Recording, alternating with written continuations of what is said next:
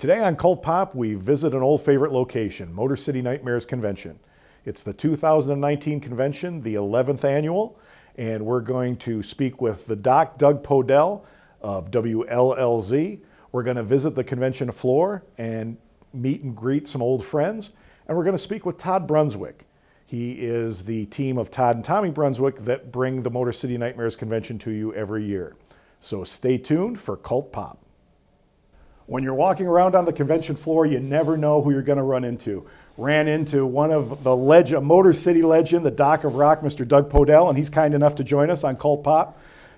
How are you, my friend? So good to be here. Man, great to have you. So what brought you out to the convention? You're doing an appearance. You've been on the air for about 3 hours. Tell us. Well, I'm certainly not signing any autographs like all these people are, my God. But no, we're here with the radio station with the new 106.7 WLLZ, Detroit's Wheels, which is scary in itself.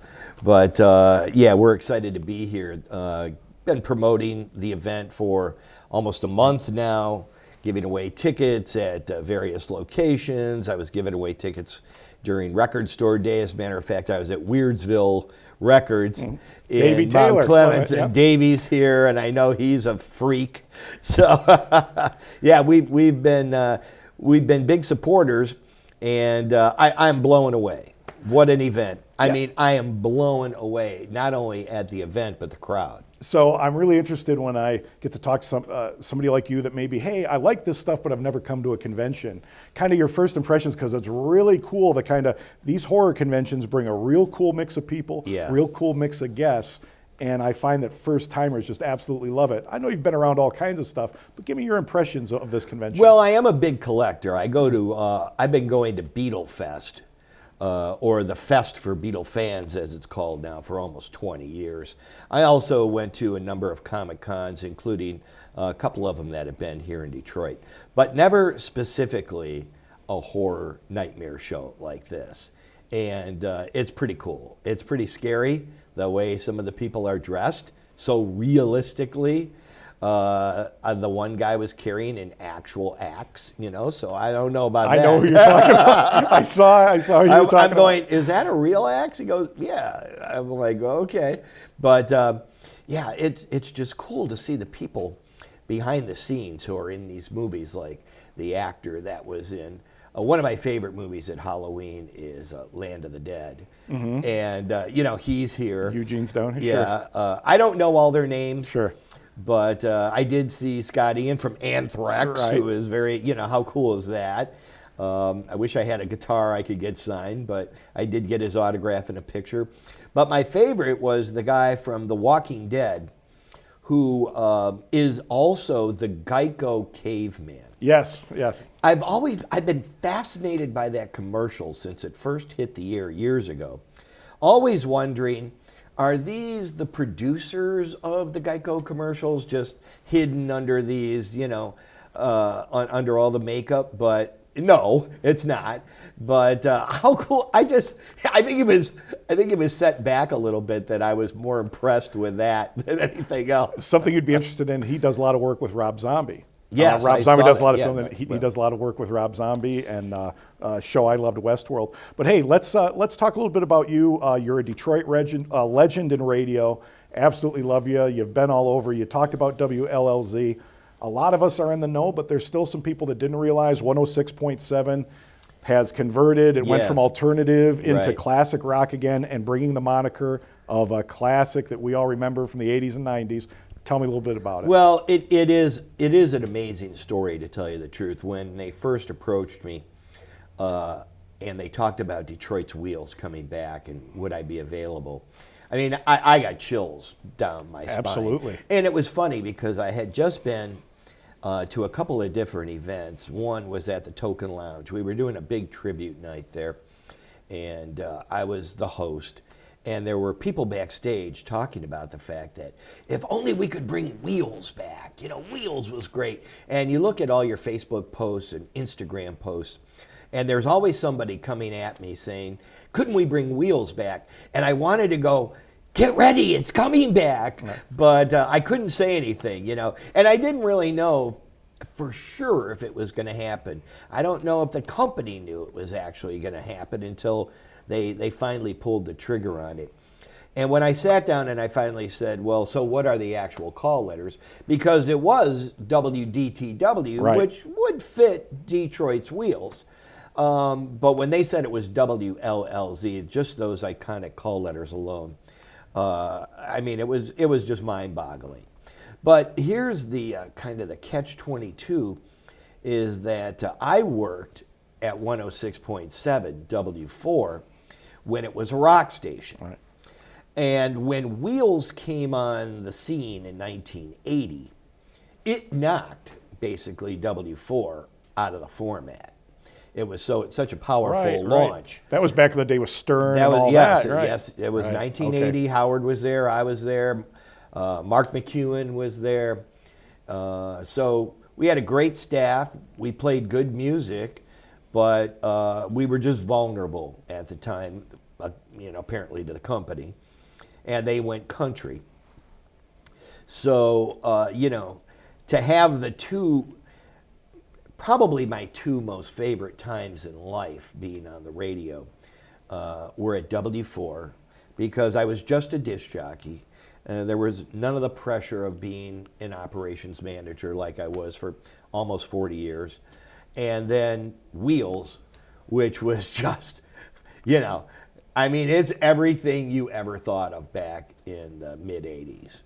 It was meeting Motley Crue for the first time. Yeah. Metallica, Quiet Riot, guys like Eddie Money. I mean, it was just the gamut. Wheels played everything. I hired Ted Nugent to do the morning show when JJ and the Bruiser would, take a vacation. I remember those days. The memories of Wheels and just its tenacity on the street is everything this station is. It's probably the biggest playlist I've been associated with in 10 years, even stations that I've programmed myself. And then, just the street presence. I mean, being here, being at the Detroit Music Awards last night, and just being at hot rod shows and all the stuff we've already done. And we've only been on the air 6 weeks. So, well, the amazing thing about you, Doug, is a lot of voices of our past are just that, our past. You've continued right on through my lifetime to be a voice. You've been at the different stations. But I want to take you back. We were talking off camera. You mentioned Metallica. I've got a vivid memory of watching The Beat. Oh, yeah. You were the host of The Beat. Metallica was on there. Take me back to that time and when that was, because I remember being an avid fan, but I couldn't put a time frame exactly when it was. Metallica was on. We basically filmed that little piece at the station. It was at the time it was the Justice for All album. Okay, all right. So it was a short piece. They were pretty difficult to work with. As a matter of fact. They were really difficult to work with back then. Yeah, that was an attitude thing. But Motley Crue is probably the one you're really thinking of because Channel 56 was PBS. Right, PBS, right. Motley and Crue, right. One of the things about PBS was the fact that the general manager was Christian, and the first thing he saw coming out of the shoot was one of the Beat shows where all the guys are giving the finger at the end of the segment. And I got called upstairs, and it was like, Doug, maybe we shouldn't do that, And then the following week we had Ronnie James Dio on giving the sign of the devil, and it was just that kind of an era, Def Leppard would come in, Quiet Riot, Rat would host a show with Stephen Pearcy. So, and then, but to me, the Beat was more about local music. Mm-hmm. We had all the national videos. We were way in front of MTV. Sure, right. MTV really kind of put the Beat out of business because they started to. So it was, but I was trying to do a time. That was early '80s then. Yes, it wasn't. It was. The early '80s. Okay. It was 80 to 87. Okay. Yeah. All right. And So- let's segue into now. You're doing that type of thing all I over am. again for Comcast. Yeah. 905, almost everybody's channel 905. 900. 900. Okay, Rock 900. 900. It's on Comcast, channel 900. If you have a Comcast box, you have channel 900. It's a sports, news, and entertainment channel. So I was approached by Bill Harder when I was at the Detroit Music Awards receiving an award, a Lifetime Achievement Award type thing. And on the video montage that they showed was me doing the beat. And he goes, well, we've been trying to put a local show together for years. And I said, "Psst, I know exactly what to do." So 4 years ago, we started Rock 900. And it's a bit of a reverse from the beat, because the beat was all national acts with one local segment. And this is all local with one national segment. So we've really given, I would say, close to 2,000 bands exposure on their videos that they've shot and produced. That's fantastic. And the quality of the videos that bands are putting out here in Detroit are really second to none. They're as good as anything a record label could put out today. And we've had so many artists, from Thornetta Davis to Kaleido to the blues to heavy metal, you know. So it's really run the gamut. And I've been very proud of that we're one of the only really true Video things anymore, well, right? not Yeah, only video yeah. shows, but really local support shows left in Detroit. And that's for a variety of reasons, mostly ratings. But from that standpoint, though, I am really proud of that show. Well, we could sit and talk for hours about the music industry and how things have changed over what you've seen, Yeah. but I've just got a couple more questions for you. One, talking local music, everybody and his uncle are talking about Greta Van Fleet. Do you have Yeah. any thoughts or anything you want to share about them? Well, 'Cause I mean, I think all the criticism is really just sour grapes. I think so. On a lot of other bands who wish they could make it. The fact that they've made it, they've not only made it, but they've made it big. And they're from Detroit. We should all be celebrating that. And I don't hear that much criticism from Detroiters as much as I see on the national level. I mean, there is something to be said for the fact that some of the music does, you know, reflect a little bit on a Zeppelin sound. And I think that's fantastic. Zeppelin's 50 years old, so what's wrong with bringing There's back a little nothing bit of wrong with sound? that. And don't be surprised if these guys haven't learned a lot by just being on the road. Their trials and tribulations of traveling, going through all of this social media upheaval, good and bad, should inspire them to, I think, write at least 5 more albums. Fantastic. You know what I mean? But yeah, I mean, I just picked up their album Friday, as a matter of fact.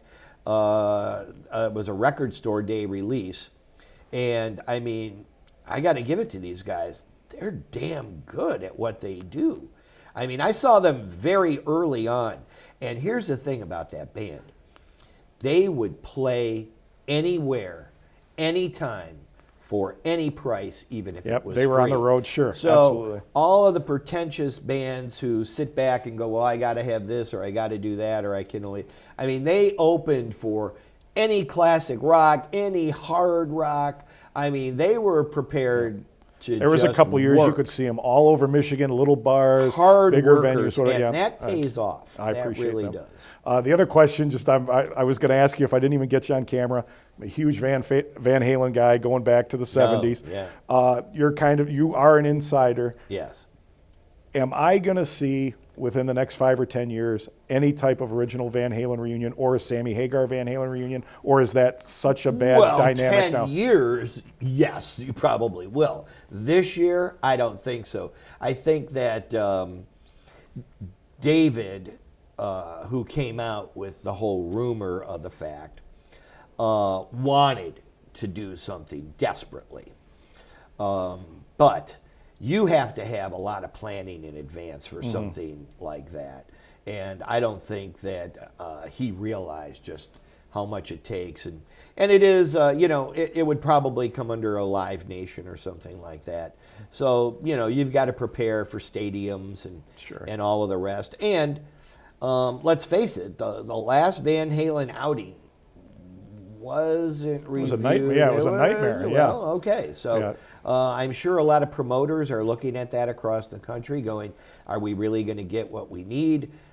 David Lee Roth talking about the fact that, we need Metallica on here, or Jason Aldean, and, he's talking more about padding the room than selling it out.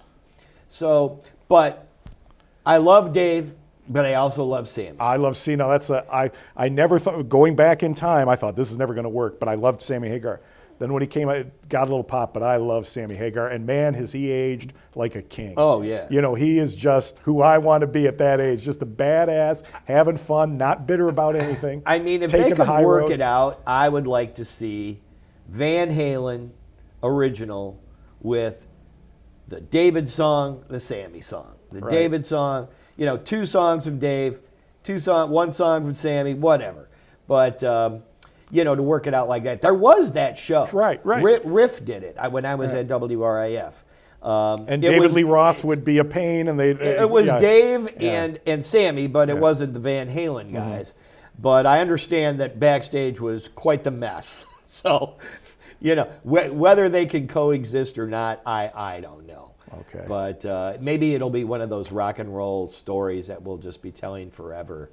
And I guess you could say in 10 years, we'll probably see it. I sure hope so, because that's one I want to see That's one your more band, time. huh? Yeah, absolutely. Well, hey, I don't want to take up any more of your time, but I'd be remiss if I didn't let you look into that camera, tell people where they tune in on 106.7, listen to you, and how they can also see the show on 900 Comcast. Okay, so I'm back on 3 to 7 afternoons, Monday through Saturday, on 106.7, WLLZ, Detroit's Wheels. And we do a deep cut every day at 4:20, which is pretty cool. I'm getting a lot of great response to that. And then Rock 900 is once again on Comcast, Channel 900. If you have a box, you have Channel 900. And it's on about 12 times a week. But our official time slot is Tuesday nights at 8 and Saturday at 11. And you'll be able to catch the new show that week on those 2 dates. And then they repeat a lot of the other shows. And it's always on demand. And we've got 4 years of on demand. Okay, excellent. And various weight fluctuations. Fantastic. Well, hey, Doug, just an absolute pleasure. Thank you so great. much for Yeah, taking the time my to be pleasure. on, man. It's Thank really, you so much. really an honor to talk to you. Really kind of warmed my heart, and it warms my heart that WLLZ is back, pumping out the great music again. Wheels So is thanks. back, and the doc is back. Okay, stay tuned for more Cult Pop. One of my favorite things about Motor City Nightmare is the dealer floor. There are so many cool things to explore down there. So let's go on down, check out the dealer floor, and catch up with some old friends. Hi, I'm Don England. I'm here on Cult Pop again, which I've been on many times. It's a pleasure. This time, instead of sitting up in a room, we're at my table.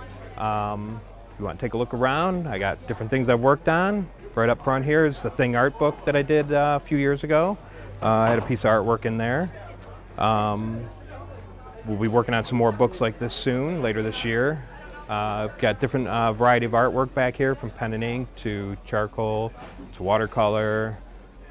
We do a number of things like pins, sketchbooks, wood burns, whole variety of things. Have a couple things in the works, some comic type work and some novels I'm doing the covers for coming out later this year. And just take a look around and enjoy my artwork. Thank you.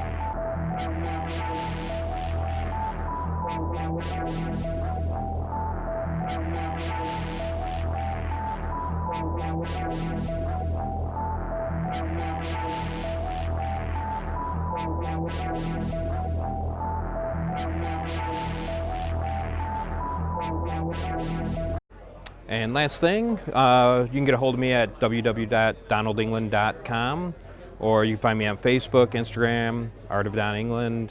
I do commissions, and I always have new items popping up almost weekly. So, thank you.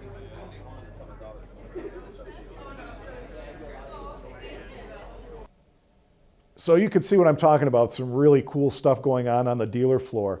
Now let's talk to Todd Brunswick. Todd and Tommy are the people that bring us Motor City Nightmares every year, and let's learn a little bit more about this year's convention. With me now is Todd Brunswick. Todd is half the team that brings us the Motor City Nightmares every year. He and his wife do a fantastic job every year, and Todd managed to give us a few moments in between a super busy convention to kind of just bring us up to speed on Motor City Nightmares 2019.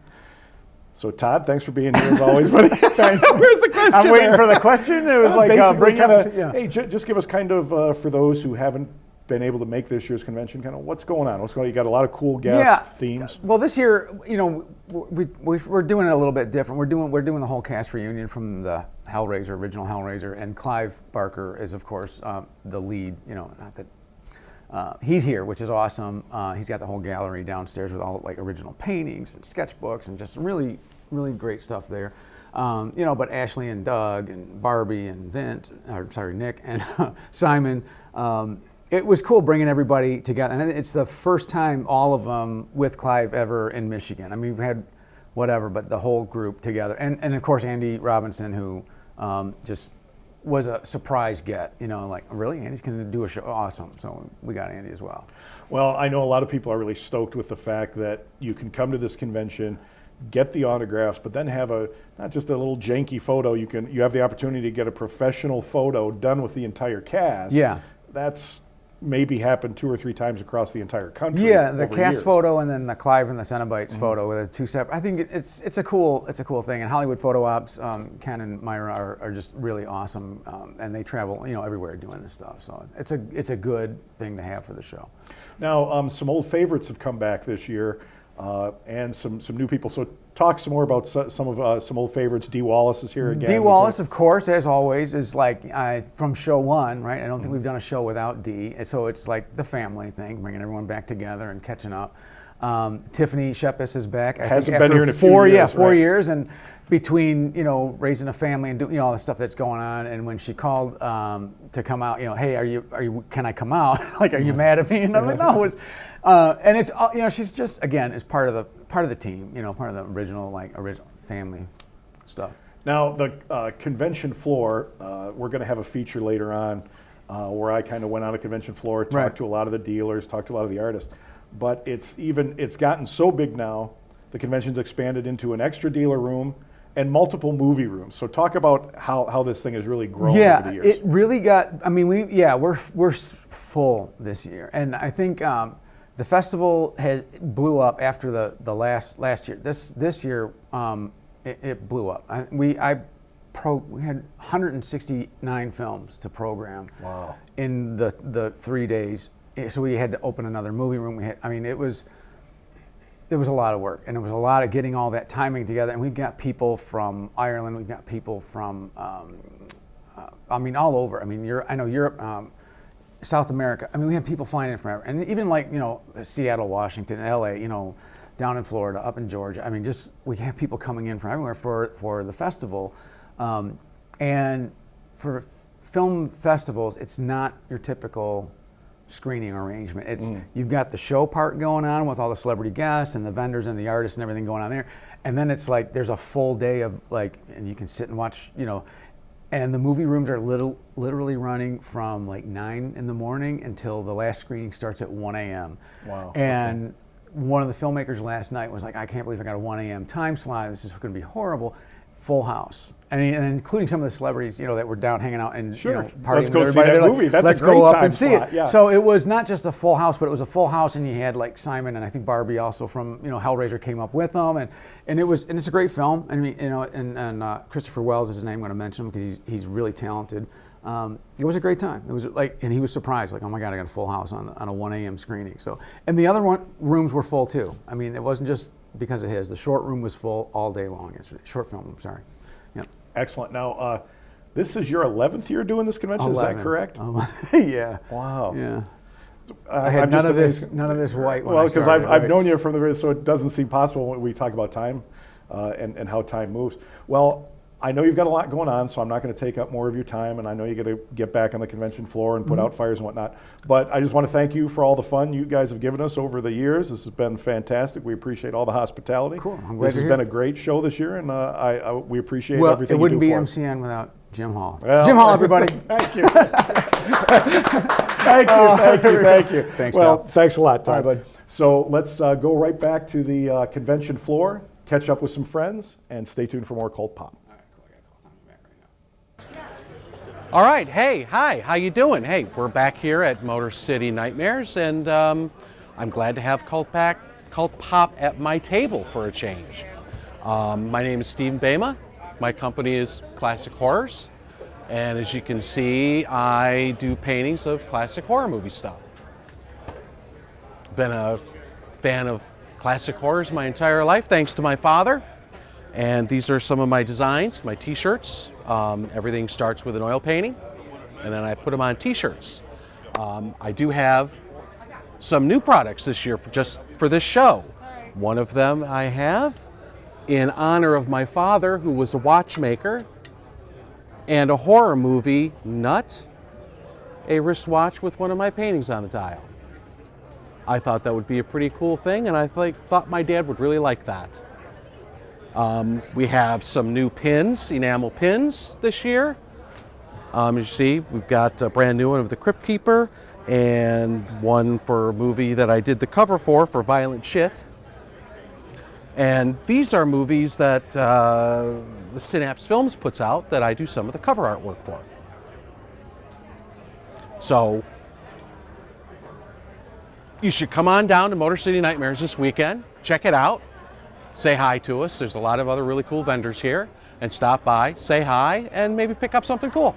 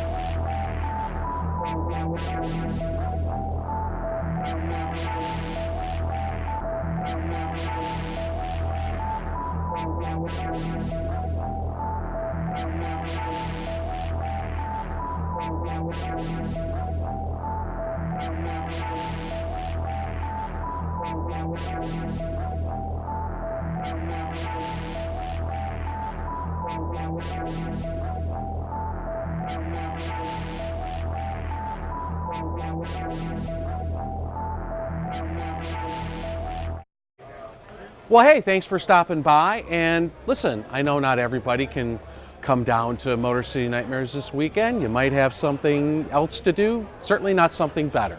But hey, if you're interested in some of my work, you can go to my website at classichorrorsbystephenbejma.com. You can check me out on Facebook under Classic Horrors or just my name. And send me a message, check out my work. I'm also available for commissions or any other interesting projects that you might have in mind. Thanks so much for watching Cult Pop. Learn more about Cult Pop by going to our website, www.cultpop.com.